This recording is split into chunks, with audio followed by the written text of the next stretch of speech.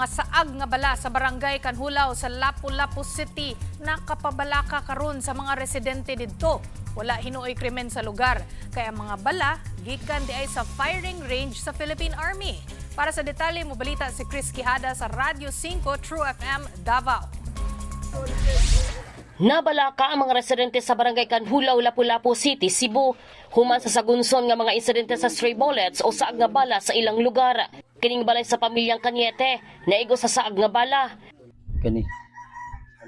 Oh. Lapos diri. Nilapos sa bintana og naigo ilang kabinet og bangko. Hapit pa naigo ang 2 anyos nga anak ni Manong Rolly nga natulog anang orasa. Nay maigo nay mukalas na tao. Sama to simbako lang sa akong pamilya. Di na ra ba na mabuhi. Di na rio mingon lang sorry. Di na ra ba na mobangon. Kuyawan mi sorry sukad ato. Kuyawan mi kay nang mo kuyawan mi ba basi nanapoy laing bala mo abot. Natruma mi sir ba? O natruma kay maski ako maglingkod ko diya sir, magpalayo na mga anak ko. Sa kanang inigan kay basi nagnapay musunod. Sa balay usab sa pamilyang Nunez, nilapos sa ilang kural ang bala. Ang 16 anyos nga estudyante nga namahaw anang orasa, hapit sa naigo og saag nga bala. Kay diha gyud sa kilid sa lamesa, nitugpa ang bala. Sampay na ko unta mo to. Salamat ko sa Ginoo nga nakadako ko sa lubag. Tapos ako pag-impact sa bala sir, diretso wala dito nindo. Naagilan dito sa Ginoo. Giimbestigahan na usab sa mga otoridad ang maong insidente. Gikataho nga gikan ang bala sa firing range sa Philippine Navy.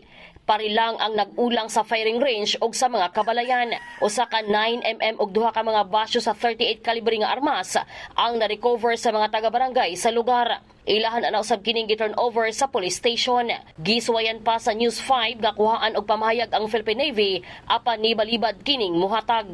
Don't want to wait na maigo, no? Na ma-aksidente na stray bullet makaigo og tao sa atong residents. Dapat unta dili padung sa mga kabalayan ang ilang firing range, padung dito sa ilapang kuan kay kadako kaya nang ilahang area. Giadto sa mga opisyal sa Philippine Navy ang buhatan sa mayor diha sa Lapu-Lapu sa City Hall. Kauban ang hepe sa Lapu-Lapu City Police. Pagkasunduan nga doon na magkakaroon ng pag-stop ng paggamit ng firing range ng naval forces. Although hindi naman talaga natin masabi na doon talaga nang galing yung bala, but may mga nagsasabi rin kasi na nung mayroong stray bullet is mayroong nagpaputok doon sa firing range.